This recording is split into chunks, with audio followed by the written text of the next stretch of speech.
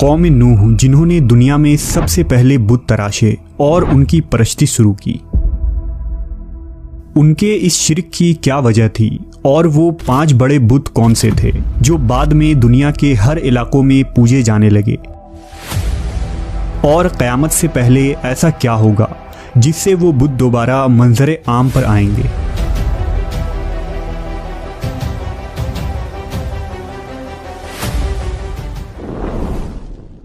شرک اللہ تبارک و تعالیٰ کے نزدیک اس کائنات کا سب سے عظیم جرم ہے جس کا مرتکب کبھی نجات نہیں پا سکتا۔ شرک دراصل اللہ جو ذات میں اکیلا اور تمام کائنات و مخلوقات کا خالق ہے اس کے ساتھ کسی کو عبادت میں شریک کرنا ہے۔ اس سرزمین پر شرک بت پرستی اور غیر اللہ کی پوجا کی شکل میں ہر زمانے میں موجود رہا ہے۔ اس کے باوجود دنیا میں بہت سارے مذاہب ہیں جو ایک خدا کی پرستش کرنے والے ہیں اور جن کا عقیدہ یہ ہے کہ اس کائنات کو ایک واحد خدا نے تخلیق کیا ہے۔ ان مذاہب میں اسلام سر فہرست ہے۔ ابتدا میں یہودیت، عیسائیت، بدھ مذہب اور بے شمار ادیان میں بھی ایک خالق و مالک کا نظریہ موجود تھا اور سارے مذاہب توحید پرست تھے۔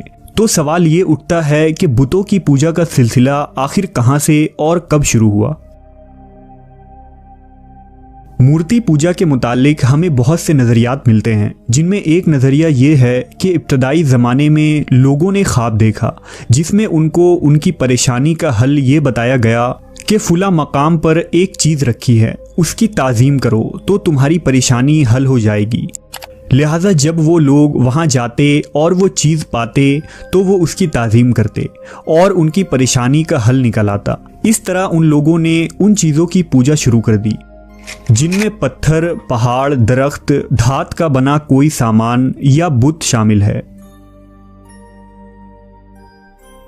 جبکہ بعض لوگوں کا یہ ماننا ہے کہ ہزاروں سال پہلے دوسری دنیا سے کچھ مخلوقات اس زمین پر آئے تھے۔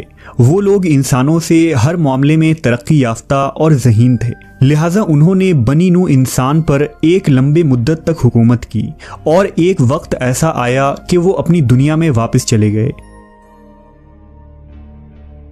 لہٰذا ان کے بعد انسانوں نے ان کے مجسمے اور مورتیاں تراشے اور اس کی پرستش کرنے لگے، کیونکہ انسانوں کو یہ خوف تھا کہ کہیں وہ مخلوق واپس اس زمین پر نہ لوٹ آئیں۔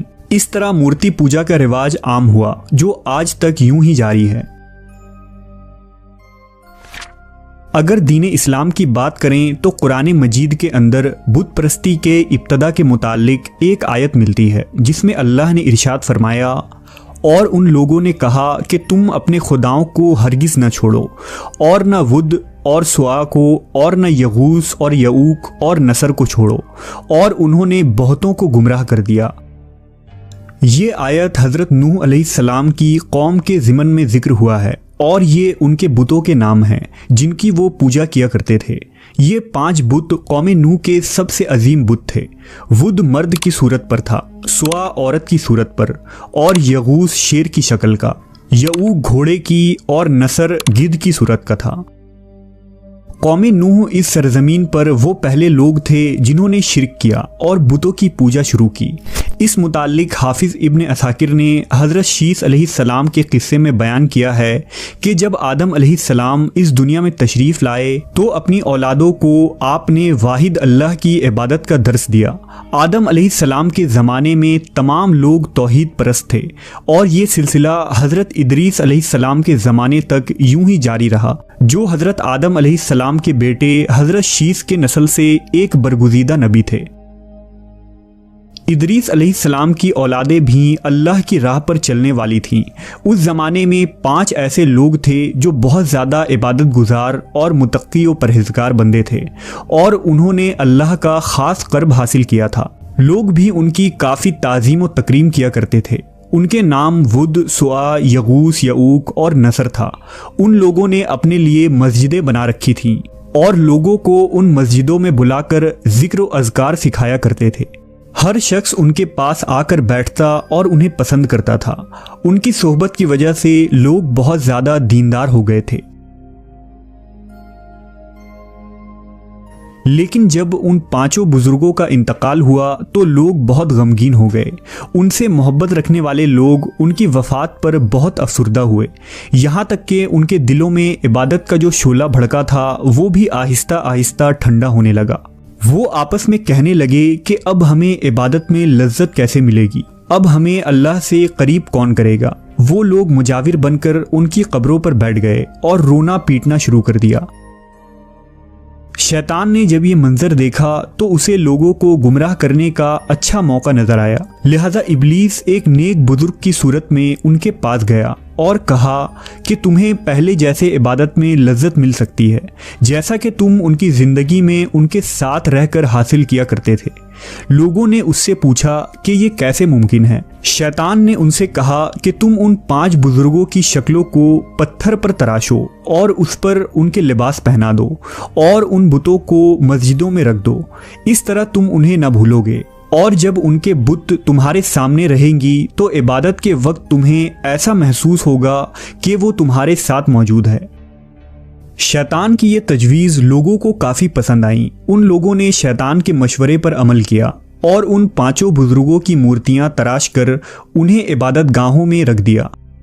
شیطان نے انہیں یہ مشورہ دیا کہ جب تم عبادت گاہوں میں جاؤ تو سب سے پہلے ان پتھروں کے ہاتھوں اور پیروں کو چومو، اس سے تمہیں مزید تقویٰ حاصل ہوگا۔